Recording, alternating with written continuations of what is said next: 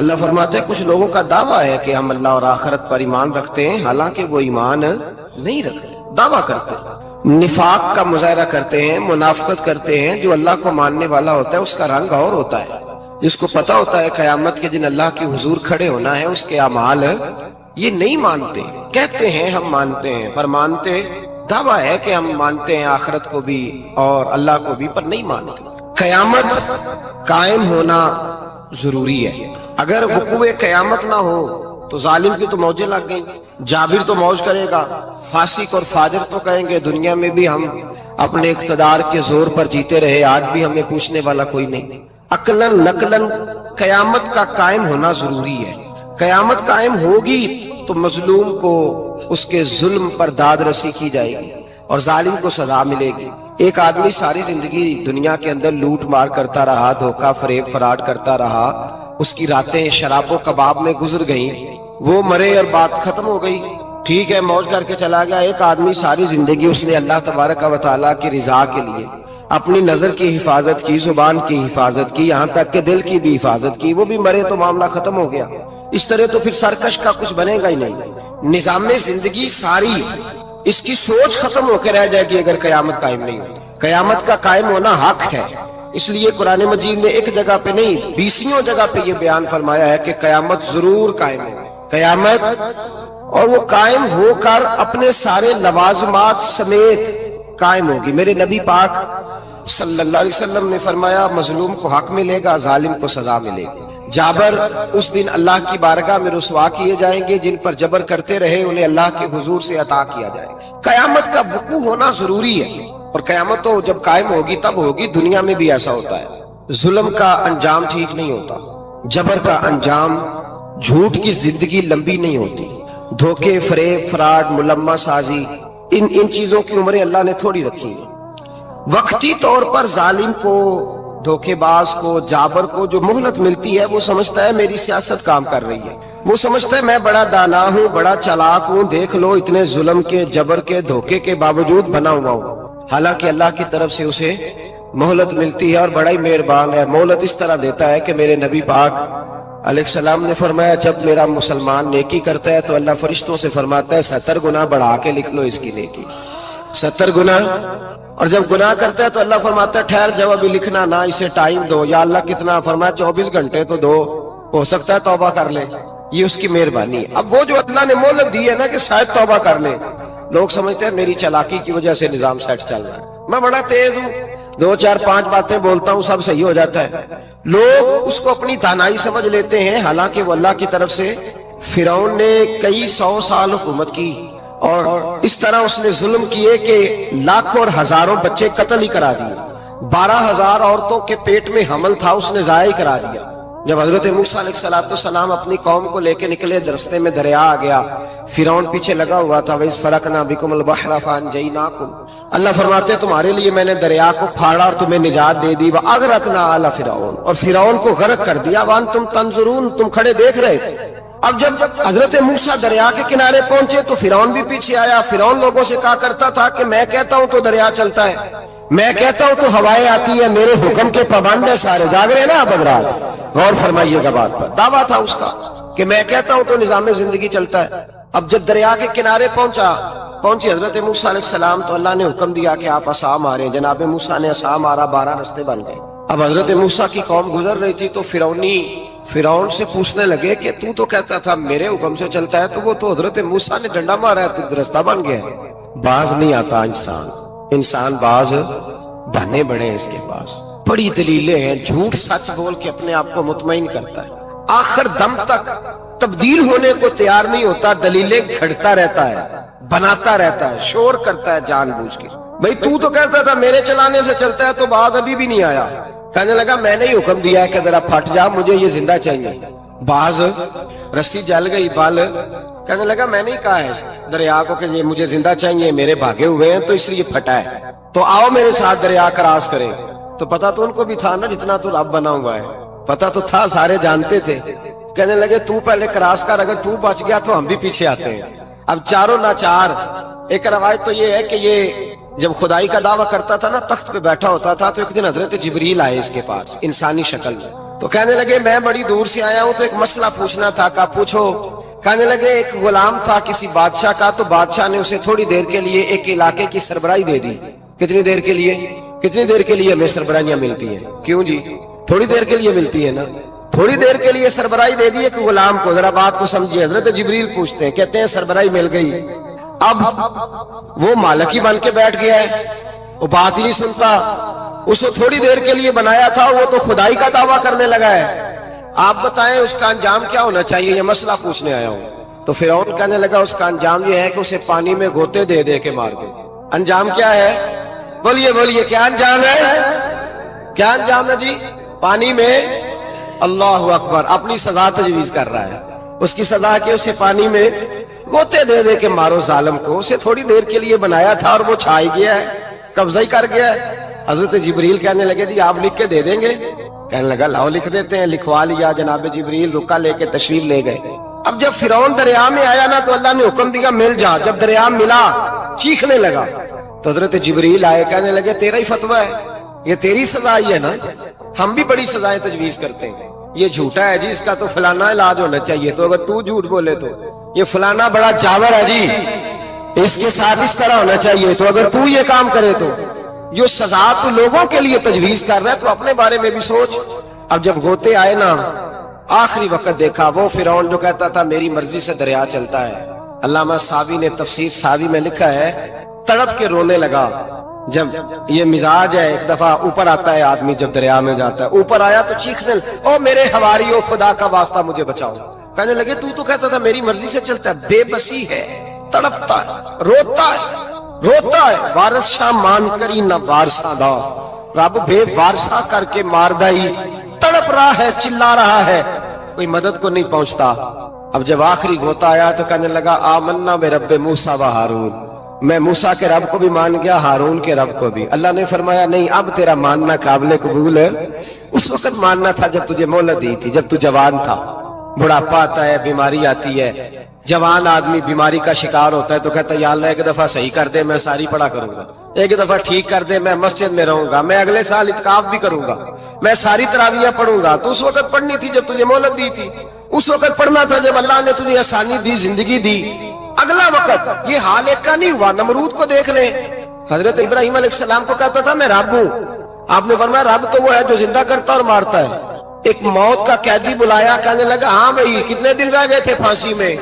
کہنے لگا جی پرسوں ہونی تھی. کہا جا تجھے آزاد کیا, لو میں بھی زندگی دیتا ہوں. ایک بے گناہ آدمی کو پکڑ کے قتل کر دیا, کہتا میں بھی مارتا ہوں. حضرت ابراہیم علیہ السلام کہنے لگے تو بیوقوفوں جیسی دلیلیں دے رہا ہے. چل اس طرح کر, میرا رب سورج مشرق سے نکالتا ہے, تو اگر رب ہے تو مغرب سے نکال کے دکھا. اب دلیل کا جواب کوئی نہیں تھا تو کہنے لگا پکڑو اور آگ میں ڈال دو. اللہ کے نبی کو آگ میں ڈالنے والا. یہاں ایک مچھر بیٹھا ہے, 400 سال حکومت کی اور خدائی کا دعویٰ کیا. یہاں مچھر بیٹھا تھا, چھینک آئی تو مچھر اندر چلا گیا. پہلے دربار کا ادب یہ تھا کہ جو آئے سجدہ کرے. اب اس کے سر پہ کوئی چیز مارتا تھا تو اسے سکون ہوتا تھا. مچھر تھوڑی دیر کے لیے اس کا دماغ چھوڑتا تھا. او بھائی یہ اس دھرتی پہ اللہ نے لوگوں کو نظارے دکھائے اور ہمیں سمجھانے کے لیے دکھائے. ہمیں تفکر کی, غور کی دعوت دی کہ دیکھ لینا, اپنے عمل کو پرکھنا. تمہارے عمل حضرت موسیٰ کے فرما برداروں جیسے ہیں, جناب ابراہیم کے فرما برداروں جیسے ہیں, یا بن کے بیٹھ گئے ہو. اب دربار کا ادب یہ ہے, بے بسی کا یہ حال ہے کہ جوتے لٹکتے ہیں دربار میں. جو آتا ہے جوتا کھینچتا ہے. اور ادب یہ ہے کہ 10 جوتے نمرود کے سر پہ مارو.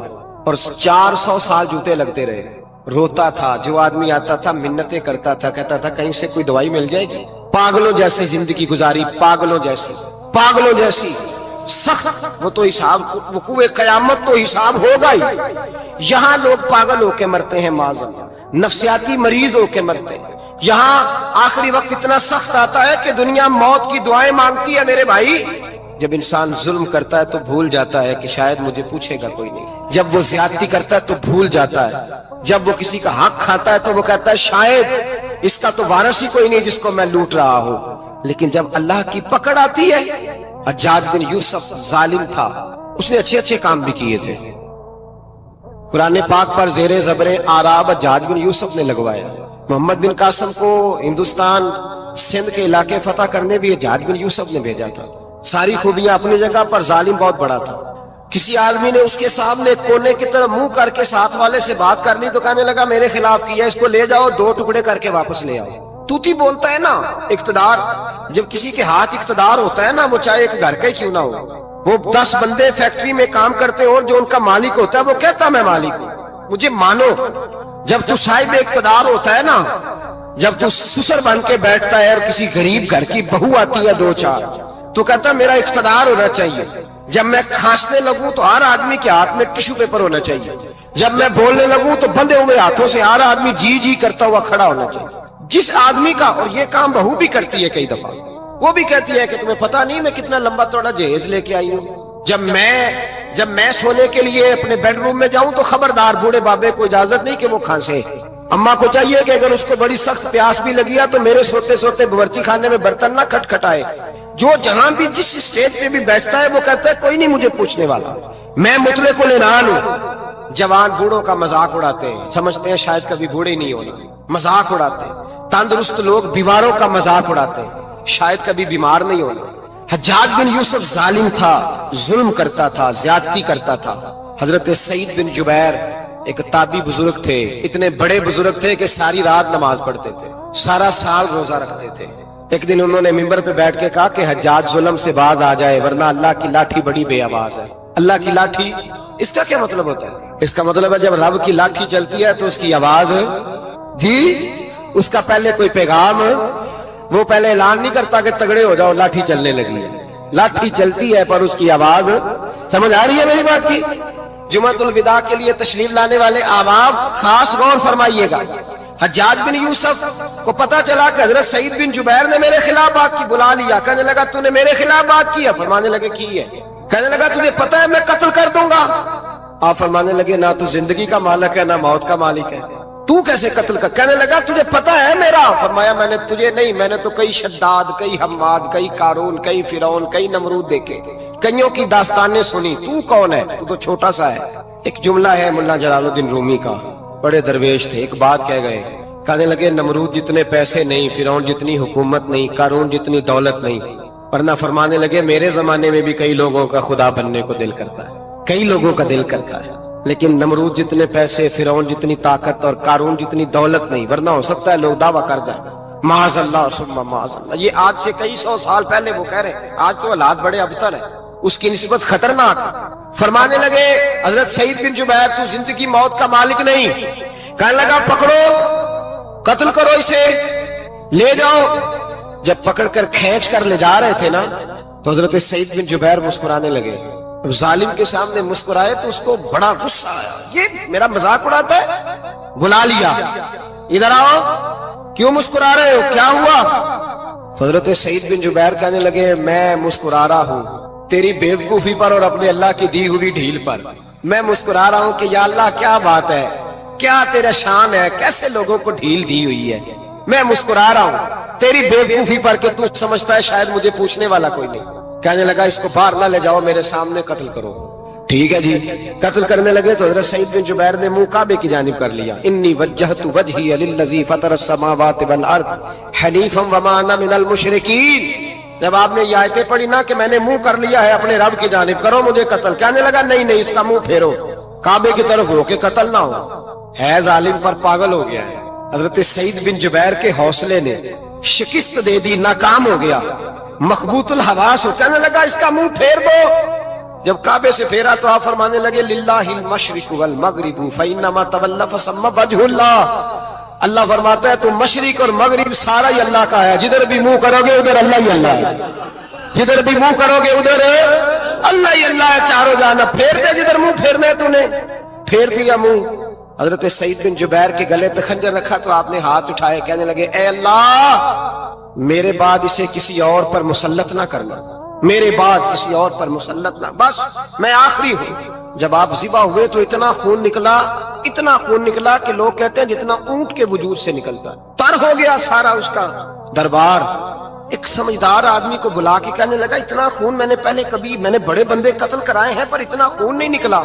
تو وہ کہنے لگے لوگ مر جاتے، مرتے وقت ڈر جاتے ہیں، سہم جاتے ہیں، خون سکڑ جاتا ہے، لگتا ہے یہ شخص جب دنیا سے گیا ہے تو ڈٹ کے گیا ہے، یہ ڈٹ کے گیا ہے دنیا سے۔ حجاج بن یوسف رات کو سویا، तो तड़प के उठा। क्या हुआ? घर वाले कहने लगे क्या हुआ? कहने लगे सईद बिन जुबैर ख्वाब में आए और कहते हैं उठ मुझे बता तूने मुझे क्यों कत्ल किया, बता बता क्यों मारा। अगली रात फिर सोया तो वही ख्वाब, फिर सोया तो वही। गुनाह नफ्सियाती मरीज बना देता है, जुल्म तुझे मखबूतुल हवास कर देता है। जब तू ज्यादती करता है तो अल्लाह फरमाते हैं कि तू अल्लाह को भूलता है, अल्लाह तुझे अपना आप भुला देता है।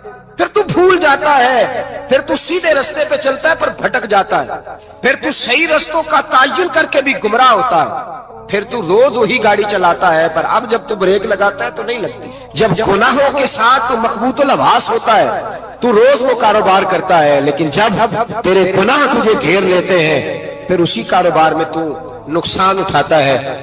हज्जाज बिन यूसुफ तड़पता है, रोता है, यहां तक के बीमार हो गया। पेट में दर्द होती है, पता नहीं क्या हुआ, तकलीफ होती है, पता नहीं। सारे हकीम तबीब डॉक्टर कोई ना समझ सका कि बीमारी क्या है।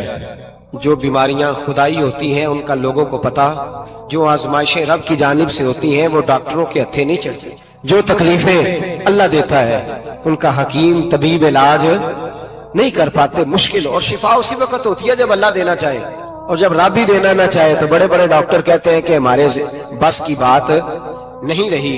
बगदाद से हकीम आए, पेट देखा, कहने लगे ना तेरे मैदे में कोई दिक्कत है, ना तेरे जिगर में, ना किसी और जगह, माजरा क्या है? एक आखिरी इलाज है, आखिरी। वो क्या? गोश्त का छोटा सा टुकड़ा धागे के साथ बांध के मुंह में डाला और फिर एक बारीक सा तिनका लेके उसको अंदर डालने लगे गले में।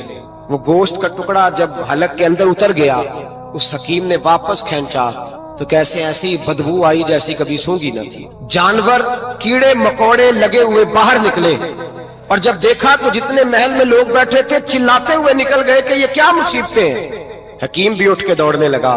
कहा तुझे क्या हुआ? कहने लगे हज्जाज तेरी बीमारी जमीनी नहीं, तेरी मुसीबत जमीनी नहीं। कहा मेरी मर्ज तक तुम क्यों नहीं पहुंच पा रहे? तो कहने लगे लगता है तू बद्दुआ का मरीज है, लगता है तू जुल्म का मरीज है, तू जबर का मरीज है। तड़पता रहा, सिसकता रहा। एक वक्त वो भी आया कि घर वालों ने कमरे में बंद करके ताला लगा दिया, दीवार से टक्करे मारता।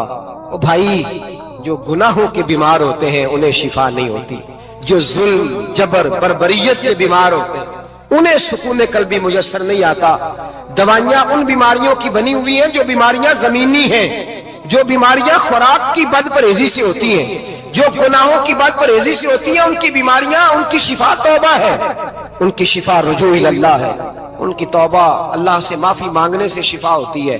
हज्जाज जब मरने लगा तो बुलाया, ये रंग भी जरा मुलाहिजा कीजिएगा, दो चार करीबियों को बुलाया। पता होता है ना अपने करतूतों का आदमी को, पता सारा है सरदार मुकीतियां, जब पता होता है सारा। बुला के कहने लगा जब मैं मर जाऊं तो मुझे रात को दफन करना। क्यों भाई, औरत है? कहने लगा नहीं, रात को दफनाना। ठीक है, रात को दफना देंगे। फिर कहने लगा जब सुबह हो जाए तो सुबह होने से पहले पहले मेरी कब्र जमीन के बराबर कर देना, निशान मिटा देना।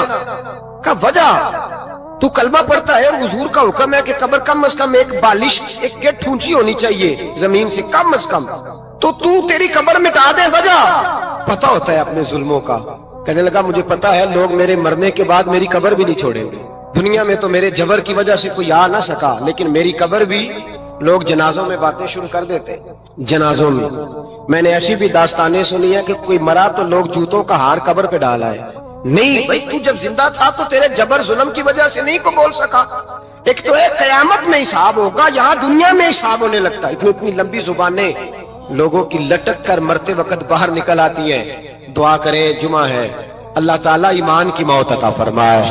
दुआ फरमाए रब ताला, अल्लाह तबारक व ताला तौबा करके जाने की तौफीक अता फरमाए। जागे जागे और सुने और दुआ करे, ए अल्लाह तू हमें जुल्म से वैसे ही महफूज फरमा। अगर हम ज्यादती करने लगे तो ए अल्लाह हमें उससे मना फरमा, हमें उससे तू ये तौफीक दे कि हम बाहर आ जाए उस गुनाह से।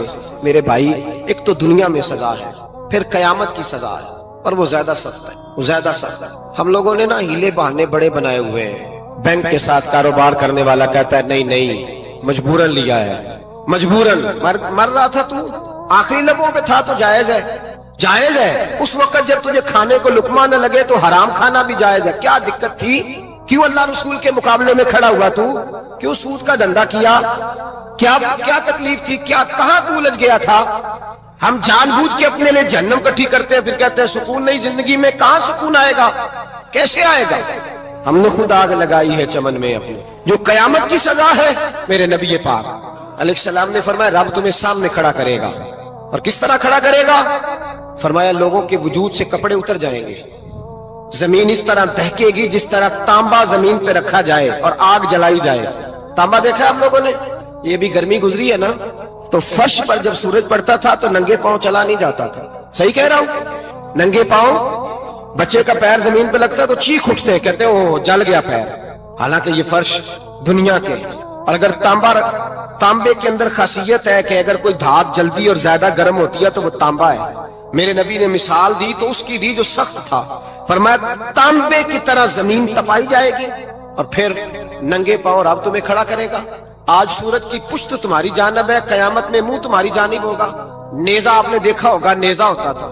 فرمایا یہ جو تم نیزے دیکھتے ہو صرف سوا نیزے کے برابر سورج قریب آ جائے گا اور پھر اللہ تمہیں سامنے کھڑا کر کے تم سے سوال جواب کرے گا. اور حضور نے کہہ دیا ہے تو اب کسی نعت خواں کے کہنے سے بات بدل سکتی، کسی پیر کے کہنے سے جملہ بدل سکتا، کسی خطیب کے کہنے سے فکر نہ کرنا وہ سامنے جنت پڑی ہے، اب بات بدل سکتی. خدا کی رحمت پر بھروسہ رکھنا ضروری ہے، نبی پاک کی شفاعت کی امید رکھنا. بولیے.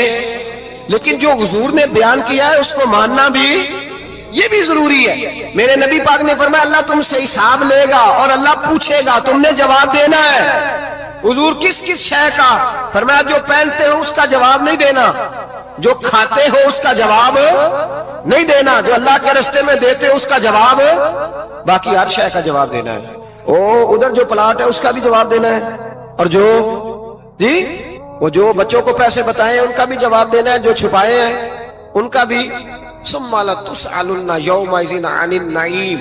جو کمیٹی اپنے محلے میں ڈالی ہے اس کا بھی جواب دینا ہے، جو سسرال کے علاقے میں ابا جی سے چوری ڈالی ہوئی ہے اس کا جواب بھی، سب کا جواب دینا ہے. تمام حساب کتاب. اور اللہ فرماتے ہیں میں سامنے کھڑا کر کے ہر سوال کا تجھے ہر سوال کا جواب.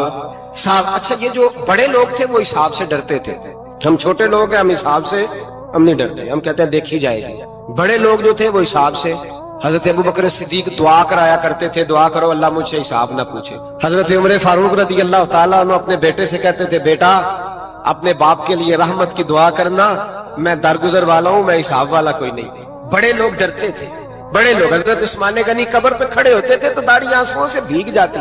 غلام کہتے ہیں حضور 3 دفعہ نبی پاک نے آپ کو جنت کی بشارت دی، 3 دفعہ بشارت دی ہے تو آپ کیوں اتنا روتے ہیں؟ عثمان غنی فرماتے جس رسول نے مجھے جنتی کہا ہے اسی محبوب نے مجھے فرمایا تھا عثمان قبر آخرت کی منزلوں میں سے پہلی منزل ہے. اور آپ فرماتے میرے تو کمرے میں دیا گل ہو جائے تو مجھے ڈر لگتا ہے، اس میں تو مکمل اندھیرا ہے. آپ فرماتے کھڑکیاں بند ہو تو دم گھٹنے لگتا ہے، اس کو تو دروازہ ہی کوئی نہیں، روشن دان تک نہیں. بھائی جو بڑے تھے وہ ڈر رہے تھے. مولا علی شیر خدا نماز کا وضو کر کے کانپتے تھے، کانپتے. علی آپ مرحب کے سامنے نہیں کانپے، خیبر کا دروازہ اکھاڑتے نہیں کانپے، بدر احد خندق حنین اور خیبر میں نہیں کانپے، تو یہاں آپ فرمانے لگے مالک کے سامنے جاتے ہوئے ڈر آتا ہے. بڑے لوگ کانپتے تھے، بڑے لوگ. آج کون سا جمعہ ہے؟ سارے بولیے. حالانکہ یہ اگلے سال دوبارہ آئے گا، ہمارا نہیں پتا کہ ہم ودا ہو جائیں کہ کیا بنے. یہ کون سا جمعہ ہے؟ آیا جمعۃ الوداع، آئے ہم پڑھے. آج ایک فکر لے کر کے جانا، ایک سوچ. جہاں روز رات کو بیٹے کی ٹینشن، بیٹی کی ٹینشن، بھائی کی ٹینشن، پوتے کی ٹینشن ہوتی ہے نا، ایک ٹینشن اور اپنے آج ایک ٹینشن بڑھا لو، قبر کی ٹینشن پیدا کر لو، قیامت کی تھوڑی سی فکر کر لو، تھوڑی سی ایک لمحے کے لیے صحیح تھوڑا خیال پیدا کرے. حضرت حسن بصری نام سنا ہوا ہے نا، یہ حضرت علی کے شاگرد ہیں. نبی پاک کے گھر میں آ جاتے تھے کئی دفعہ، بچے تھے جب. حضرت حسن بصری تابعی ہیں. فرماتے خانہ کعبہ میں عمرہ کرنے گیا، طواف کعبہ کر رہا تھا تو بڑا عجیب منظر ہوا، رات کی تنہائی ہوئی. اس وقت کئی دفعہ طواف بند بھی ہوتا تھا، اس لیے کہ رش کم ہوتا تھا تو رات کو سب سو جاتے. کہتے رات ذرا گہری ہوئی تو لوگ اپنا اپنا خیمہ لے کے جاتے تھے. اب تو ہوٹل ہے نا تو خیمے لگتے تھے، لوگ خیمہ لے کے جاتے تھے، جہاں جگہ ملتی تھی خیمہ لگا کے رہتے تھے. فرماتے میں رات کو سویا خیمے میں، ایک دردناک آواز آئی، میٹھی ہے دھیمی ہے پر درد بڑا ہے. کوئی رونے والا رو کے کہتا ہے اللہ حساب قیامت میں مجھ سے نہ لینا، اے اللہ تنہائی میں جتنا مرضی حساب لینا پر لوگوں کے سامنے نہ لینا. اور پھر کہتا ہے اللہ फजल तो तब करे जब तू मेरा हिसाब पूछे ही ना। फिर चंद मिनट गुजरे तो फिर वो रोने लगा, मेरे कानों में आवाज आई, कहने लगा अल्लाह हिसाब तो उनका लिया जाता है जो हिसाब के काबिल होते हैं। आला हजरत कहते हैं ना, रजा से तू क्या हिसाब लेगा, रजा भी किसी हिसाब में है। ऐ अल्लाह मैं काबिल नहीं, मुझसे हिसाब ना लेना। कहते थोड़ी देर गुजरी तो फिर वो रोने लगा, फिर जरा सांस संभले तो फिर कहने लगा ऐ अल्लाह मैं तो लोगों को कोई बंदा हिसाब पूछ ले तो नहीं दे सकता, मैं तुझे कैसे हिसाब दूंगा। फिर तड़पने लगा। कहते थोड़ी देर गुजरी तो फिर एक लफ्ज उन्होंने कहे, रोने वाले ने, कहने लगे अल्लाह देख तेरे महबूब का फरमान है जो माफी मांगे तो उसे माफ कर दिया करता है। ऐ अल्लाह मैं माफी मांगने आया हूँ और मस्जिद नहीं आया, मैं काबातुल्लाह ही आ गया हूँ। कहते वो इतना रोए कि चीख आई उनकी, और जब धड़ाम से कोई जमीन पे गिरा तो मैं परेशान हुआ कि अब तो बेहोश हो गया। फरमाते हैं मैं जोर से उठा फटाफट और उस शख्स की तरफ बढ़ा। मेरे दिल में ख्याल है कोई गुनाहगार है बेचारा, तो चलो मैं भी दुआ करता हूँ, इसको कहता हूँ बेटे फिक्र न कर, अल्लाह तेरी मदद करेगा। फरमाते मैं गया इस नीयत के साथ कि मैं कहूंगा चलो उठो तुम भी दुआ करो, मैं भी करता हूँ, अल्लाह हमसे हिसाब ना पूछे। कहते मैं गया तो वो शख्सियत बेहोश पड़ी थी, काले स्याह बाल उनके चेहरे पे बिखरे हुए थे। कहते लोगों जब मैंने जुल्फे हटाई चेहरे से तो मेरा वजूद कांपने लगा आसमान टूट पड़ेगा, जमीन फट जाएगी, सितारे बिखर जाएंगे, आग बह जाएंगे समुंदर। फरमाते मेरी चीखें निकल गई, ये कोई गुनाहगार तो नहीं, ये तो हजरत फातिमा के पोते इमाम ज़ैनुल आबिदीन है, ये तो इमाम हुसैन का वो बेटा है जो करबला में तन्हा बचे थे। फरमाते मैं इमाम का चेहरा देखा तो भाग के आया और मैंने अपनी दाढ़ी उनके पैरों के साथ मस की और मैंने कहा हुजूर उठिए। इमाम उठे तो मैंने कहा शहजादे तेरे तो इशारे से अल्लाह कई गुनाहगारों को बख्शेगा, तेरी तो दुआ से अल्लाह बख्शेगा, ये क्या कर रहे हो। तो इमाम ज़ैनुल आबिदीन कहने लगे हसन बसरी इधर आ यार, इधर आओ बुजुर्गो, मेरे दादा के पास रहने वाले हो, मैंने ना आज ही सुना है कि उसका अजाब बड़ा सख्त है, आओ मेरे लिए दुआ करो, अल्लाह पाक मुझसे हिसाब ना पूछे। कहा हुजूर ना करें। अब फरमाने लगे तुझे नहीं पता कुछ चीजें ऐसी हैं कि रब ने अगर हिसाब पूछा तो मैं वाकई जवाब नहीं दे पाऊंगा, चल कर मेरे लिए दुआ। कहते मैंने हाथ बांधे हुजूर मैं नहीं करता, उठा कह। फरमाते मैंने हाथ उठाए, मैंने कहा अल्लाह तेरे रसूल का शहजादा है, ये तेरे रसूल का शहजादा है, ये कह रहा है तो फजल कर। ओ भाई जो बड़े थे वो तो तड़पते थे, सिसकते थे। अबू अली हीती कहते खाना काबा में पत्थर पे सर रगड़ रगड़ के कोई बूढ़ा कह रहा था ऐ अल्लाह अव्वल तो हिसाब ना लेना और अगर लेना तो मुझे अंधा करके उठाना, मैं तेरे नेक बंदों के सामने शर्मिंदा नहीं। इकबाल रो पड़े। इकबाल कुछ लोगों ने लिखा है ये आखिरी रुबाई है डॉक्टर इकबाल की, आखिरी, इसके बाद शायद उसने कलाम ने कुछ सीरत निगारों का ख्याल है। इकबाल मदीने की तरफ मुंह करके कहने लगे तू गनी अजहर दो आलम मन फकीर, अल्लाह तू गनी है मैं तो फकीर हूँ, रोज मक्शर उज्र हाय मन पजीर। ए अल्लाह अव्वल तो मेरा कोई उज्र कबूल कर लेना मक्शर के दिन, और अगर ना करना हुआ अगर तुम्ही बीनम हिसाबम ना गुजीर, अगर जरूर ही मेरा हिसाब लेना है, ए अल्लाह अगर तूने जरूर लेना है, ए अल्लाह अगर जरूर ही लेना हिसाब, अव्वल तो मेरा उज्र मान लेना, मेरी कमजोरी पे रहम करना, ए अल्लाह मेरे बुढ़ापे पर मेरी कमजोरी पर रहम करना, अगर जरूर हिसाब लेना है अज निगाहे मुस्तफा पिन्हा बगीर, तो ए अल्लाह जरा हुजूर की निगाहों से ओझल करके लेना। ए अल्लाह मुझे शर्म आएगी, मेरे मुस्तफा करीम फरमाएंगे मैं तो तुझे हर बात समझा के आया, एक एक जगह तेरी रहनुमाई करके आया, तू कैसे अमल कमा, जरा ओझल करके अज निगाहे मुस्तफा पिन्हा बगीर, जरा हुजूर की आंखों से ओझल करके साइड पे करके लेना, मैं बर्दाश्त नहीं कर पाऊंगा। हजरते अबू अली इती कहते हैं बाबे ने सर रखा हुआ है और कहते अल्लाह मुझे अंधा करके उठाना। फरमाते मैं गया, मैंने कहा चलो मैं दुआ करता हूं जाके। फरमाते जब मैंने जाके बुजुर्गों की कमर पे हाथ रखा, उनका चेहरा देखा तो ये कोई गुनाहगार तो नहीं, ये तो बगदाद के पीर अब्दुल कादिर जिलानी है, ये तो महबूब सुभानी गौसे समदानी है, ये तो वो शख्स है जो कदम लगाए तो अल्लाह विलायत अता करता है। जो बड़े थे वो डर रहे थे। मोइनुल मिल्लत वद्दीन अताए रसूल हिंदुल वली गरीब नवाज हजरत ख्वाजा मोइनुद्दीन अजमेरी रहमतुल्लाह अलैह, ख्वाजा कुतुबुद्दीन बख्तियार काकी को तन्हाई में बुला के कहने लगे मोइनुद्दीन सैयदजादा है, मोइन उद्दीन हुजूर के खानदान में पैदा हुआ है। मोइन उद्दीन से इसके पीर को बड़ी उम्मीदें थी। मोइन उद्दीन को रसूल पाक ने हिंदुस्तान भेजा था, पर कुतुबुद्दीन यार मोइनुद्दीन तबलीग का हक नहीं अदा कर सका। हजरत ख्वाजा कुतुबुद्दीन कहने लगे हुजूर 90 लाख तो मुसलमान कर दिए, और क्या हक था? फरमाया नहीं, जब तू तहज्जुद की नमाज पढ़े ना बेटा, अपने लिए दुआ मांगना तो खुदा से कहना मौला मेरे पीर की कोताहियां माफ कर। वो जिस एजाज का था वो काम नहीं कर सकता। जो बड़े थे उनकी तो बातें बड़ी थी। ये जो हम छोटे आए हैं ना, नए टिकटें देते फिरते हैं, टिकटें। बेनमाजी जाहिल अनपढ़ पीर टिकटें बांटता है लोगों को, तू भी बख्शा है, तू भी बख्शा है। वो 90 लाख लोगों को राय हक पर लगा के भी कहते थे नहीं, हक तो ये है कि हक अदा ना हुआ, हक तो ये है कि हक कोई शाही पल्ले नहीं। डटा हुआ खड़ा है मुसलमान, डटा हुआ। ये हिसाब सुने। किसी ने हजरत अबू हुरैरा से कहा कि कोई ऐसी हदीस सुनाओ जो आपको भी बड़ी महबूब हो। हजरत अबू हुरैरा ने चीख मारी, रोने लगे और बेहोश हो गए। फिर हिलाया, पानी पिलाया, उठे, कहा हुजूर बात की थी, हदीस सुनाए। फिर रोने लगे।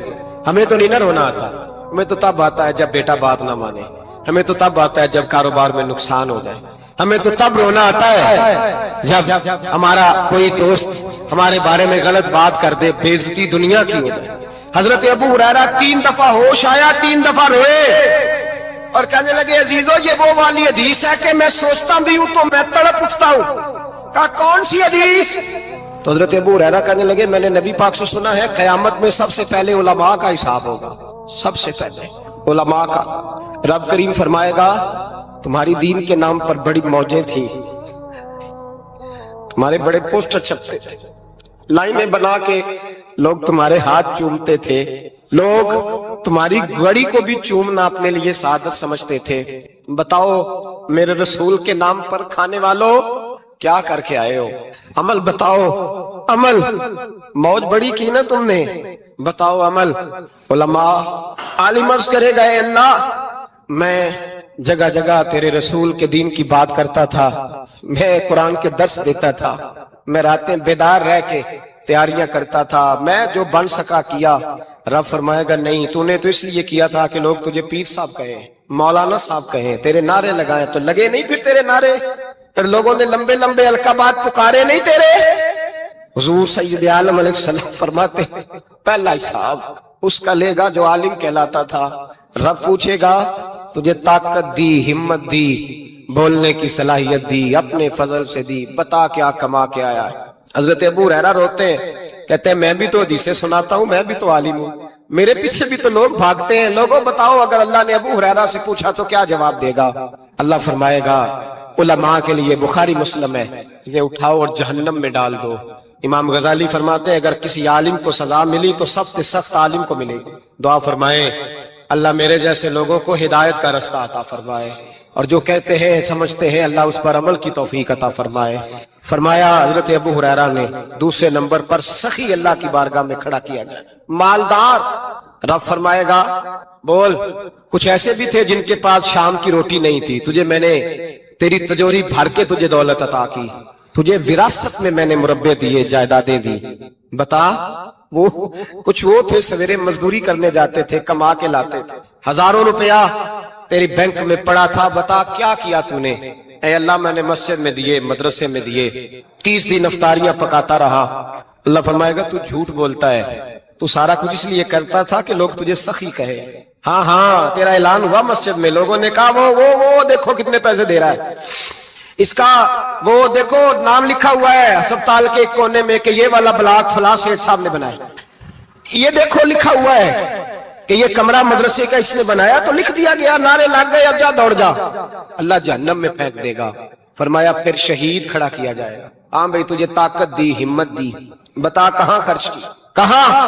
ए अल्लाह शहीद ही हो गया। फरमाया वो तो इसलिए हुआ था कि लोग तुझे शहीद कहें, बहादुर कहें, तेरे नाम पे रोड का नाम रखा जाए, तमगाए हुस्ने कारकर्दगी मिले, सो मिल गया। मेरे लिए बता क्या करके आया है मेरे लिए? इसे उठाओ और जहन्नम में फेंक दो। भाइयों अजाब कड़ा है, अजाब सख्त है, हिसाब सख्त है, और जो हिसाब लेने वाला है उसको। मैं ना तरावी हो रही थी تو قاری صاحب نے ایک سورہ یاسین شروع کی، وَامْتَازُوا الْيَوْمَ أَيُّهَا الْمُجْرِمُونَ۔ اللہ فرماتا ہے قیامت میں کہوں گا مجرم جو ہے نا وہ صفوں سے باہر آ جائے، صفوں سے باہر آ جائے۔ ایک ہمارے فزکس کے ٹیچر ہوتے تھے تو بڑی سخت چھڑی مارتے تھے، تو جب وہ قد بھی بڑا تھا، جلال بھی بڑا تھا، اور اصول بڑے اچھے انسان تھے لیکن سخت تھے، تو مجھے یاد آتا تھا کہ جب وہ سویرے آ کے کہتے تھے جس نے کام نہیں لکھا وہ باہر نکل آئے، دو قسم کی چوٹ لگتی تھی۔ ایک تو خیال یہ آتا تھا کہ شرمندگی بڑی ہوگی کہ سارے اسٹوڈنٹ بیٹھے ہیں اور 2 3 4 ان کو کہا وہاں مرغے بن جاؤ، بڑی شرم آتی تھی۔ اور پھر جب وہ مارتے تھے تو اتنا سخت مارتے تھے کہ کئی دن تکلیف رہتی تھی، بتایا نہیں جاتا تھا۔ وہ اسٹوڈنٹ بتاتے تھے کہ یار اس سے بچو کسی بھی طریقے، اور کسی کا کام رہ بھی جاتا تھا کہتے تھے اس پیریڈ کی ڈیوٹی سبق یاد کر کے آنا ہے۔ سخت ٹیچر کے بارے میں تیرا میرا یہ رویہ ہے۔ تو یاد آ رہا تھا جب وہ کہہ رہے تھے نا وَامْتَازُوا الْيَوْمَ أَيُّهَا الْمُجْرِمُونَ، تو میں صف میں کھڑا تھا تو 2 قطرے میرے بہہ گئے آنسو کے۔ مجھے ساتھ بچہ کہنے لگا طبیعت ٹھیک ہے، میں نے کہا طبیعت تو ٹھیک ہے، کچھ یاد آ گیا ہے کہ میدان محشر میں یہاں تو چھپے ہوئے ہیں نا عیب، چھپے ہوئے ہیں، اور بھائی رب بڑا کریم ہے، عیبوں کے باوجود نوازتا ہے۔ میرا دعویٰ یہ ہے اگر ہمارے عیب کھل جائیں، لوگ ہمیں دھرتی پہ جینے نہ دیں، لوگ جینے نہ دیں، نکال دیں، اپنے بھی ہمیں برداشت نہ کریں، یہ تو اس کا کرم ہے۔ پتہ سارا ہے سردار نو کیتیاں دا، پردہ چپایا ہی تیرا پلا اسی۔ وَامْتَازُوا الْيَوْمَ أَيُّهَا الْمُجْرِمُونَ، اللہ فرمائے گا مجرم باہر آ جائے۔ یا اللہ کیا ہوگا؟ جب سوال جواب ہوں گے تو رب فرماتا ہے تیری زبان پہ مور لگا کے بند کر دوں گا، تیرے ہاتھ بولیں گے، پیر بولیں گے، سر بولے گا، پیٹ بولے گا۔ اس وقت کی فکر پیدا کریں، ٹینشن پیدا کریں، وقوع قیامت حق ہے۔ اور باندھ کے نا لوگ پیر باندھ کے زور کے ساتھ باندھتے، سگا بیٹا جب قبر میں دفن کرتا ہے نا تو وہ بھی کہتا ہے وہ کونا، یہ کونا تھوڑا سا مٹی کم ہے، یہاں بھی مٹی ڈالو۔ پہلے لوگ روزانہ جاتے ہیں، پھر ہفتے کے بعد، پھر مہینوں بیت جاتے ہیں۔ کچھ قبریں ایسی بھی ہیں جن پہ کھڑے ہوں تو لگتا ہے قبریں رو رہی ہیں اور کہتی ہیں جاؤ میرے گھر والوں سے جا کے کہو کوئی پھیرا ہی لگا جائے، وہ ایک دفعہ آئے تو صحیح۔ کوئی مٹی نہیں ڈالتا، بادشاہوں کی قبریں روتی ہیں، سرمایہ داروں کی قبریں روتی ہیں، کوئی جاتا نہیں۔ اتنے موٹے سوراخ ہے قبروں میں، آپ اپنے شہر کے قبرستان پھر کے دیکھ لیں، سوراخ ہے۔ او بھائی حضرت مولا علی شیر خدا قبرستان گئے تو پہلے رونے لگے، پھر کہنے لگے قبروں والوں کیا حال ہے تمہارا؟ تو آپ فرماتے ہیں مردہ مجھے اندر سے بول کے کہنے لگا علی کفن پھٹ گیا، ہڈیاں ٹوٹ گئی، مال تو دے آئے تھے وارثوں کو پر حساب ہمیں دینا پڑ رہا ہے، تو بتا پیچھے کیا حالات ہیں؟ تو حضرت علی کہنے لگے تمہاری بیویوں نے اور نکاح کر لیے، تمہارے دوستوں نے نئے دوست بنا لیے، تمہاری اولادوں نے تمہارے بغیر جینا سیکھ لیا، تمہاری جائیدادیں بٹ گئیں، تمہارا پیسہ تقسیم ہو گیا۔ پہلے تو کوئی تمہارا نام لیتا تھا، اب تو تمہارا ذکر ختم ہو گیا، اب تو 1 2 نسل تک تمہارا ذکر تھا، اب تو تمہیں یاد ہی کوئی نہیں کرتا۔ کہتے ہیں لوگ یہاں کوئی رہا کرتا تھا، یہاں کوئی ہوا کرتا تھا، اب تو تم قصہ پارینہ، قصہ ماضی ہو گئے۔ حساب کا وقت قریب ہے، قریب آ گیا وقت۔ اللہ فرماتے اقترب للناس حسابهم وهم فی غفلۃ معرضون، فرمایا حساب کا وقت قریب آ گیا ہے تو ابھی بھی غافل ہے۔ جمعۃ الوداع ایک پریشانی لگانے کا ارادہ تھا، بڑی پریشانیاں پالی ہیں، ایک پریشانی اور پال لو، جس کو یہ پریشانی لگ جائے اس کے عمل سنورنے لگ جاتا ہے۔ یہ پریشانی پال لو کہ اگر مجھے حساب دینا پڑے، حضرت عمر کا فرمان، آپ فرمایا کرتے تھے اپنا حساب خود کر لو قبل اس کے کہ اللہ تمہارا حساب کرے، خود کر لو اپنا حساب، خود کھاتے ٹھیک کر کے رکھو، چیک کر کے رکھو۔ میری دعا ہے اللہ پاک ہمیں ان میں شامل کرے جن کو وہ معاف کرنے والا ہے۔ اگر نہیں جانتے یہ تو قیامت میں راز کھلے گا یہ کس شان والا آدمی۔ حضرت عبداللہ ابن مسعود رضی اللہ تعالی کہ حضرت ابی بن کعب کی شان کیا ہے، وہ کس پائے کے قاری قرآن ہے، لیکن چونکہ اعتراف کرتا ہوں ہم نے صحابہ کرام علیہم رضوان کی عظیم زندگیوں سے اس طرح سے قوم کو آشنا نہیں کیا جو ہماری ذمہ داری تھی۔ میں آپ کو سچ بتاؤں، زندگی سنوارنے کے لیے، رحم دلی پیدا کرنے کے لیے، مال اور دولت اس کا حقیقی مصرف کیا ہے یہ سمجھنے کے لیے، مخلوق خدا کے ساتھ ایک مومن کا رویہ کیا ہونا چاہیے اس کو سمجھنے کے لیے، اور زندگی کو کیسے سمیٹ کے رکھنا ہے، اپنے آپ کو کیسے بچا کے رکھنا ہے، کس خوبصورتی کے ساتھ محتاط انداز میں قدم آگے بڑھانا ہے، یہ اگر کسی نے سیکھنا ہے تو سیدنا صدیق اکبر سے سیکھے۔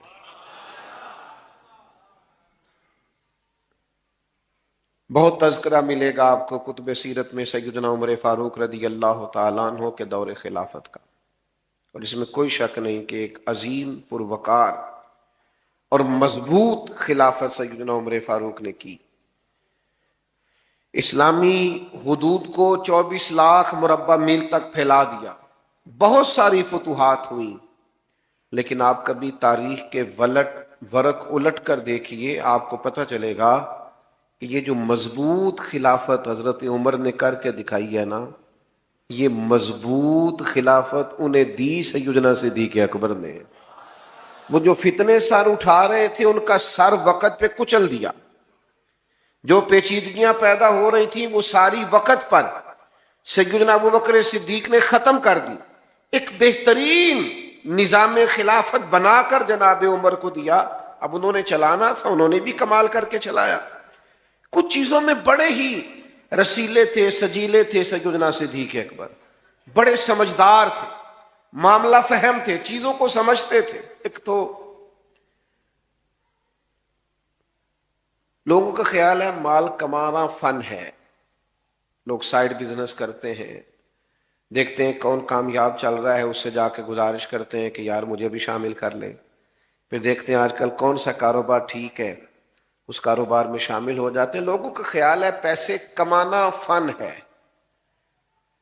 لیکن بزرگ فرماتے ہیں کہ کمانا بھی فن ہے پر خرچ کرنا اس سے بڑا فن ہے، یعنی کہاں لگانا ہے، کس ترتیب سے لگانا ہے، بندہ کنجوسی سے بھی بچے اور اسراف بھی نہ ہو، اور وہ مال کو صحیح جگہ پہ خرچ کرنے میں کامیاب ہو جائے، یہ بھی فن۔ اور یہ بھی یاد رکھیے گا کہ آپ نے محنت سے کمایا ہے، آپ کے پاس حلال کا ہے، جائز ہے، ایک ایک روپیہ جائز ہے، پھر بھی مالک آپ نہیں، کیونکہ مالک ہوتے تو حساب تو نہ دینا پڑتا، مالکوں نے کبھی حساب نہیں دیا، لیکن یہ جو ہمارے پاس ہے ثم لتسألن یومئذ عن النعیم، ایک ایک نعمت کا سوال ہوگا۔ اور صحیح بخاری میں موجود ہے، حضور فرماتے ہیں قیامت میں اللہ یہ بھی پوچھے گا کمایا کہاں سے تھا، اور یہ کہاں کیا تھا، چونکہ ہم مالک حقیقی کمانے، میں نے کہا جائز طریقے سے کمانے کے بعد بھی ہم اس کے حقیقی مالک، کیونکہ مالک اللہ ہے، اللہ کی رضا کے مطابق خرچ کرنا پڑے گا۔ حضرت صدیق اکبر کا کمال یہ ہے کہ کمال طریقے سے کمایا، پر اس طرح خرچ کیا کہ خرچ کر کے اللہ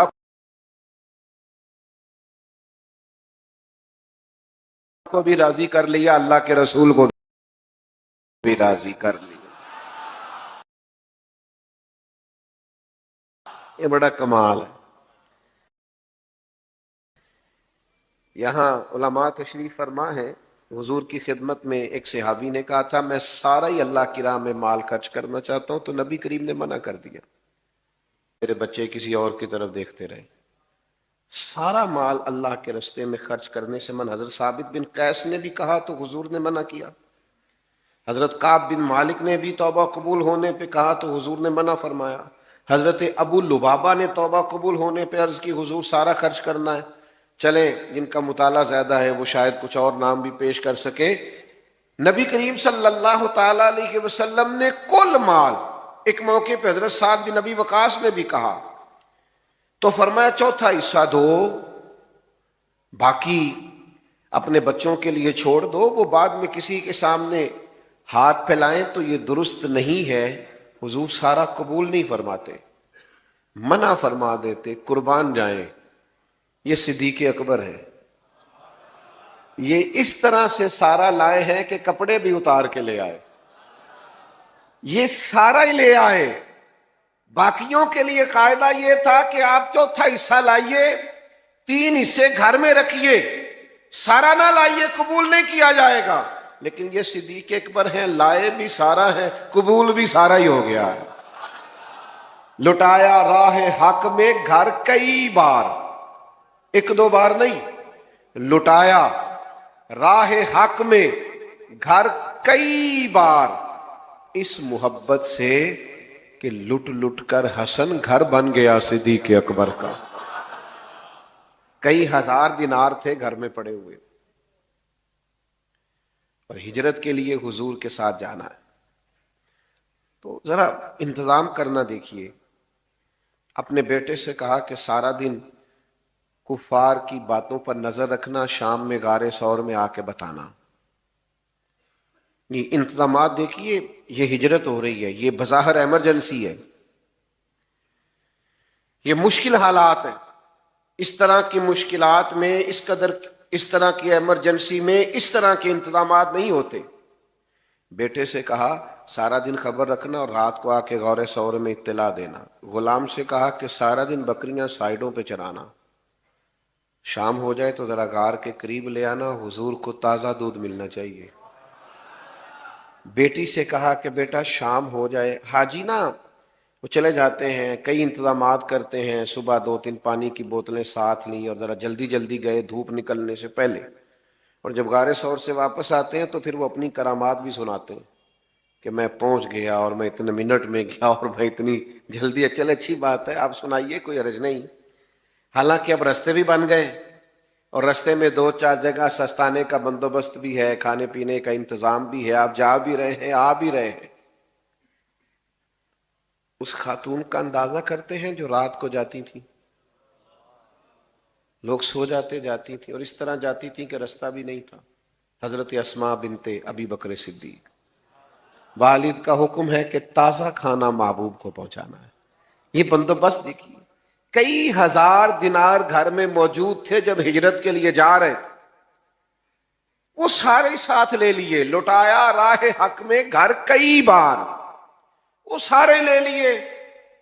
اور والد نابینا ہے، جناب اسماء سے کہا کہ چھوٹے چھوٹے روڑے ڈال کے اوپر اس کے بوریا ڈال دینا، اور اگر والد پوچھے زیادہ پیسے تو نہیں لے گئے تو ان کا ہاتھ لگوا دینا، انہیں محسوس ہو کہ رقم یہی ہے۔ گھر کیا چھوڑ کے آئے ہو؟ تو جواب تو یہ تھا نا کہ سارا لے آیا ہوں، لیکن حضرت صدیق اکبر صوفی ہے نا، عرض کرنے لگے حضور گھر اللہ چھوڑ آیا ہوں، اللہ کا رسول چھوڑ آیا ہوں، بھرا ہوا ہے گھر میرا، بھرا ہوا گھر، اللہ اور اس کا رسول موجود ہے، رب رسول کا نام ہمارے پاس موجود ہے۔ تو یہ دیکھیے، خرچ کرنا بھی ایک کمال ہے، یعنی آپ خرچ کر کے اللہ کی رضا حاصل کر رہے۔ پھر ان کی زندگی کا ایک اہم پہلو ہے اللہ کی مخلوق سے محبت کرنا۔ غریب سیانے نہیں ہوتے، چونکہ عقل مند ہونے کے لیے بھی پیسوں کی ضرورت ہے۔ ہمارے پنجابی میں ایک مثال ہے کہ جی گھر دانے اور کملے بھی سیانے، یعنی کہ جس کے جیب میں پیسے ہوں وہ باولا بھی ہو نا تو وہ سیانا ہی ہوتا ہے، اور آپ مالدار آدمی، مفتی بھی وہ خود ہی ہوتا ہے، لیکچرار بھی ہوتا ہے، وہ آپ کو بہت ساری نصیحتیں کرتا ہے، آپ سن رہے ہوتے ہیں۔ اس کی خوبی کیا ہے کہ اس کے پاس ہے تو وہ دیتا ہے۔ وہ تو کئی مالدار تو اللہ ماشاءاللہ ایسے ہوتے ہیں، وہ مشورے دے دے کے پریشان کر دیتے ہیں، اتنے زیادہ مشورے۔ غریب سمجھدار نہیں ہوتا، وہ غلطیاں کرتا ہے، بار بار کرتا، کیونکہ میری غربت نے کیا مجھ کو زمانے میں بدنام، وہ تیری دولت ہے جس نے تیرے سے بھی دولت بھی۔ غریب بہت ساری کمزوریاں کمیاں دکھاتا ہے۔ حضرت عبداللہ ابن مسعود، غالباً حضرت ابو مسعود انصاری رضی اللہ تعالیٰ عنہ سے آدمی ہیں، انہوں نے عرض کیا تھا حضور میں اپنے غلام کو کتنا کو معاف کروں ایک دن میں؟ تو محبوب نے فرمایا 70 دفعہ تو معاف کرنا چاہیے ایک دن میں۔ بڑا مشکل کام ہے، 7 دفعہ نہیں معافی دیتے لوگ۔ یہ کہ مخلوق سے پیار، اللہ کے بندوں سے محبت،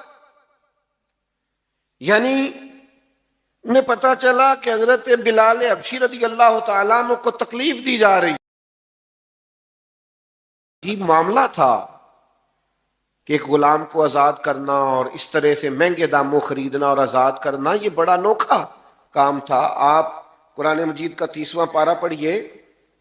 کچھ لوگوں نے تو یہ کہنا شروع کر دیا تھا کہ ابو بکر صدیق پر کوئی احسان لگتا ہے بلال حبشی کا، ورنہ اتنے بڑے پیسے مفسرین نے لکھا ہے، لوگوں نے کہنا شروع کر دیا کہ اتنے سارے پیسے خرچ کر کے غلام کو آزاد کرانا سمجھ میں نہیں آتا، لگتا ہے ان پر کوئی احسان ہے. تو اللہ نے قرآن مجید میں فرمایا کوئی احسان نہیں، وہ تو رب کی رضا چاہتے ہیں. بھائی مخلوق سے محبت محض اللہ کی رضا کے لیے، محض اللہ کی رضا کے لیے. آپ کے والد نے آپ سے کہا بھی، اور صرف حضرت بلال حبشی کو نہیں خریدا، کئی غلاموں کو خریدا. والد نے کہا بھی کہ بلال آپ کچھ ایسے لوگوں کو خریدیں جو بعد میں آپ کا احسان مانتے ہوئے آپ کے کام بھی آئیں. تو حضرت صدیق اکبر نے کہا میں جو کر رہا ہوں رب کی رضا کے لیے کر رہا ہوں. اور اس پر تھوڑی معنویت پیدا کی زندگی میں. معنویت یعنی 3 دن ہوئے تھے حضرت صدیق اکبر کے وصال کو. حضرت عمر فاروق رضی اللہ تعالیٰ عنہ امیر المومنین بنے. تو حضرت عمر فرماتے 3 دن ہوئے تھے ابھی ان کے وصال کو، تو 2-3 بچیاں چھوٹی چھوٹی روتی ہوئی آئیں اور مجھ سے آن کر کے کہنے لگی کہ آپ خلیفہ بنے ہیں. میں نے کہا میری ڈیوٹی لگی ہے. تو کہنے لگی چلیے پھر عصر کے بعد ابو بکر صدیق ہمارے گھر آیا کرتے تھے. تو حضرت عمر فرمانے لگے میں نے ان سے کہا بیٹا آپ کے گھر کس لیے؟ تو وہ کہنے لگی کہ ہمارا نا بھائی کوئی نہیں اور ہم یتیم ہیں، والد بھی انتقال کر گئے، ہمارے گھر میں کچھ بکریاں ہیں. جناب صدیق اکبر روز آتے تھے اور بکریوں کا دودھ دھو کے ہمیں دے جاتے. کچھ پی لیتی تھیں، کچھ بیچ کے گزارا کر لیتی تھی. 3 دن ہو گئے ان کے وصال کو، میری بہنیں اور میری اماں روتی ہیں، بکریوں کا دودھ کون دھوئے گا؟ پتہ چلا ہے آپ امیر المومنین بنے ہیں تو چلیں گے. تو حضرت عمر فاروق اٹھے اور داڑھی مبارک پر آنسوؤں کے قطرے گرنے لگے. فرمانے لگے بیٹا مجھے تمہارے گھر کا نہیں پتا، تم آگے آگے چلو میں پیچھے پیچھے چلتا ہوں. ابھی گلیب سے گزر ہی رہے تھے کہ ایک صحابی ملے، کہا امیر المومنین کہاں جا رہے ہیں روتے ہوئے؟ تو جناب سیدنا عمر فرمانے لگے یار یہ ابو بکر صدیق میرے لیے رستہ ہی بڑا مشکل کر گئے. کتنا مشکل رستہ بنا گئے. جگر راہ وفا میں نقش ایسے چھوڑ آیا ہوں کہ جس منزل دیکھیے نا کس ترتیب سے مخلوق خدا کا پیار ہے کہ خاتون ہے اور گھر میں کام کاج کرنے والا کوئی نہیں، اور امیر المومنین جا کے جھاڑو دے رہے ہیں کسی کے گھر میں. لوگوں کو آج ملتا ہی نہیں کہ بھلا ہم خدمت کریں تو کہاں سے شروع کریں. وہ جھاڑو دے رہے ہیں، برتن دھو رہے ہیں، پانی بھر کے لا رہے ہیں، خدمت کر رہے ہیں. او بھائیو ان لوگوں سے رستے پوچھو، اپنے لیے اہداف کا تعین کرو. یہ کشادہ رستے دے رہے ہیں، غیر مبہم اور واضح رستے دے رہے ہیں. ہمیں بتا رہے ہیں کہ اس طرح کر کے آنا اللہ راضی ہو جائے گا، یہ رستہ ہے اس کے قرب کے پانے کا. لیکن اگر مزاج اس طرح کا ہوگا تو پھر بات آگے بڑھے گی. اگر طبیعت اس طرح کی ہو، کچھ لوگ ایسے ہوتے ہیں جو نیکی اور تقوی کا مزاج بنا لیتے ہیں. وہ کبھی کبھی نیکی نہیں کرتے، نیکی ان کے مزاج کا حصہ ہوتی ہے اور بڑی سہولت سے ان سے نیکی ہوتی ہے. مزاج کے نیک ہوتے ہیں. ہمارے ہاں تو لوگ خود ہی طے کر لیتے ہیں جی نہیں میں دنیا دار ہوں. حضرت میں کیسے آپ کو بتاؤں ہم دنیا دار لوگ ہیں. تو میں نے کہا دین میں تو کوئی دنیا داری نہیں، رزق حلال کمانا تو دین ہے. سچا تاجر تو قیامت کے دن نبیوں کے ساتھ ہوگا. آپ نے کس کو دنیا بنا لیا ہے؟ ہاں آپ بددیانتی نہ کیجیے، یہ دنیا داری ہے. جھوٹ نہ بولیے، یہ دنیا داری ہے. دھوکہ نہ دیجیے. یہ وہ چیزیں ہیں جو دنیا داری کے عرف میں آج کل غلط طریقہ اختیار کر کے کسی چیز کا حصول کرنا، یہ تو دنیا داری ہے. لیکن آپ سراپا نیکی بنیے، مزاج نیکی والا ہو، طبیعت نیکی والی ہو. نیکیاں تو ہر روز انسان کے پاس موجود ہوتی ہیں. دین نے تو ہر وقت خیر کرنے کا کہا ہے، نیکیوں میں ایک دوسرے سے سبقت لے جانے کا کہا ہے. مزاج نیکی کا ہو، طبیعت نیکی کی ہو، ارادہ نیکی کا ہو، حسن نیت کے ساتھ انسان آگے بڑھنا چاہتا ہو تو اس لیکن اگر ارادہ نہیں ہے تو پھر ٹھیک ہے، لوگوں نے بعض نیکیاں، بعض چیزیں اپنے حساب سے طے کر لی ہیں، وہ اپنے حساب سے نیکی کرتے رہتے ہیں، اپنی ترتیب کے حساب سے چلتے ہیں، ٹھیک ہے، آپ کیجئے اس کام کو، کوئی منع نہیں کرتا۔ اور بعض ایسی چیزوں کو بھی لوگ نیکی بناتے ہیں جس کو ترجیحاً بعد میں ہونا چاہیے تھا، اور ترجیح فرائض کو، واجبات کو دینا چاہیے تھی۔ اپنے حساب سے لوگ نیکیوں کو طے کرتے ہیں، لیکن جن کا مزاج پرہیزگاری والا ہو نا، یعنی حضور نے فرمایا، یہ دیکھیے گا ذرا، فرمایا آج جنازے میں شرکت کس کس نے کی ہے؟ تو حضرت صدیق اکبر عرض کرنے لگے، حضور آپ نے پوچھا ہے تو بتا دیتا ہوں، میں آج جنازے میں گیا تھا۔ بھئی آج مسکین کو کھانا کس کس نے کھلایا؟ یا رسول اللہ یہ توفیق بھی اللہ نے مجھے عطا کی ہے۔ حضور نے پوچھا آج نفلی روزہ کس کس نے رکھا ہے؟ تو حضرت صدیق اکبر عرض کرنے لگے، حضور آپ کے غلام کو اللہ نے توفیق عطا فرمائی۔ آپ بات کو سمجھیں۔ اس کے لیے وہ بہت سارے لوگ کہتے ہیں میں نیک بننا چاہتا ہوں، تو میں کہتا ہوں کہ یہ تو اللہ نے آپ کی فطرت میں رکھ دیا، نیکی کیا ہے؟ مجھے بتائیے، نماز فرض ہے، اس کے لیے پی ایچ ڈی کرنے کی ضرورت ہے؟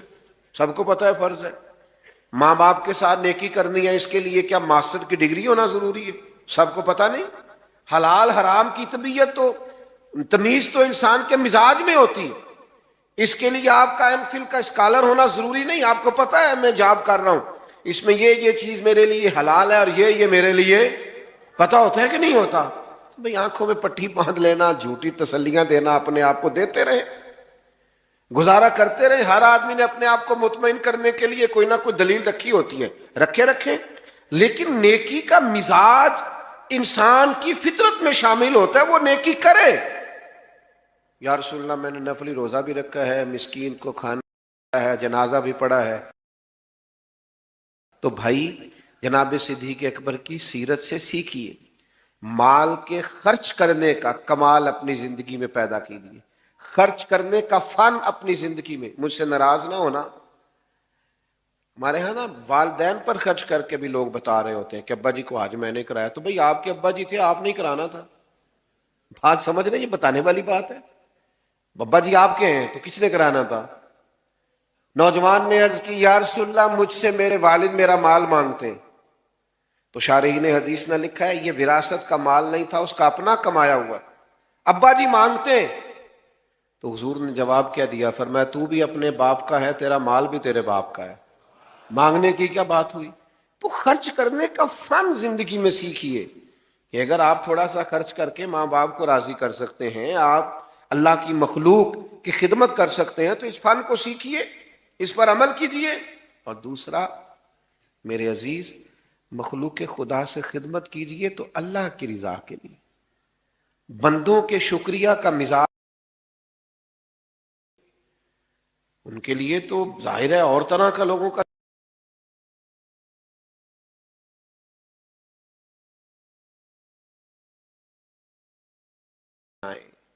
آپ گندے ہوئے ہوں، آپ کی طبیعت ہو، یعنی جو نیکی بھی آپ کو ملے، نبی کریم علیہ السلام نے فرمایا تم نے نیکی کو حقیر نہیں سمجھنا، کچھ نہ ہو سکے تو اپنے بھائی سے مسکرا کے بات ہی کر لینا، اللہ صدقے کا ثواب عطا کر دے گا۔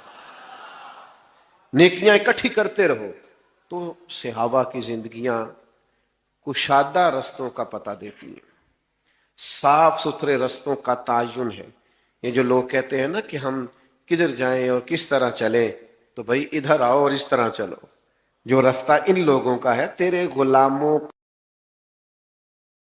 نجات کیا بھٹک سکے، جو یہ سراغ لے کے چلے، اس رستے پہ چلیے، صحابہ اور اہل بیت کے طریقوں پر عمل کیجئے۔ اور ایک بات ہمیشہ اپنے ذہن میں رکھیے کہ ہمیں ان سے سیکھنا ہے، ان کی ڈگریاں نہیں چیک کرنی۔ نہیں سمجھ آئی مسئلے کی؟ ٹیچر آیا نا کلاس میں پڑھانے کے لیے، بات ختم کرنے لگا تھا تو ایک بات ذہن میں آ گئی، میں نے کہا کر دوں۔ ٹیچر آئے نا، چلیں آپ سمجھ لیں کہ فرسٹ ایئر کی کلاس بیٹھی تھی، تو ٹیچر نے آ کے کہا اردو کی کتابیں نکالیے۔ تو اردو کے ٹیچر آئے تو اب ایک صاحب اٹھ کے پوچھیں ان سے کہ سر آپ پڑھانے کے لیے آئے ہیں تو آپ ایم اے اردو ہیں، اور اگر آپ ایم اے ہیں تو پھر آپ یہ بتائیے کہ ایم فل کیا ہوا ہے آپ نے؟ اور اگر آپ نے ایم فل کیا ہوا ہے تو یہ بتائیے آپ میرٹ پہ ہیں کہ سفارش؟ میرا خیال ہے ٹیچر ہاتھ باندھ کے سوالوں کے جواب دے گا تو کہے گا تو نکلنا کلاس سے پہلے باہر۔ اللہ کے بندے، یہ مجھ سے پرنسپل سوال کرے، تیرا حق نہیں بنتا۔ بات کی سمجھ آ رہی ہے؟ یہ تیرا حق، یہ مجھ سے پرنسپل پوچھے گا تو کون ہے؟ تو شاگرد ہے؟ یہ پرنسپل سوال کرے، تیرا حق نہیں بنتا۔ بات کی سمجھ آ رہی ہے؟ یہ تیرا حق، یہ مجھ سے پرنسپل پوچھے گا تو کون ہے؟ تو شاگرد۔ کشادہ رہیں گے۔ اللہ تعالیٰ توفیق عمل عطا کرے۔ آخر دعوانا اللہم صلی علی سیدنا و مولانا محمد معدن الجود والکرم وآلہ وبارک وسلم۔ اللہ ہماری حاضری قبول فرما۔ جناب سیدنا صدیق میں غلاموں کا نذرانہ قبول فرما، ان کے رستوں، ان کے طریقوں پر چلنے کی توفیق عطا فرما، ہمارے گناہوں کو معاف فرما، ہماری غلطیوں سے درگزر فرما، علم نافع عمل صالح کی توفیق عطا فرما، سجدوں کا ذوق، عبادتوں کا شوق، اپنی یاد کی توفیق عطا فرما۔ اللہ کریم بیماروں کو شفا عطا فرما، مقروضوں کو بار قرض سے رہائی نصیب فرما، تنگ دستوں کے رزق میں وسعت فرما، امت کے حق میں رحمت والے فیصلے فرما، عالم اسلام کی مدد فرما۔ جن دوستوں نے اس بزم حسن کو سجایا، جو تشریف لائے، سب کو برکات عطا فرما۔ رب اغفر وارحم وانت خیر الراحمین، وصلی اللہ تعالی علی حبیبہ سیدنا و مولانا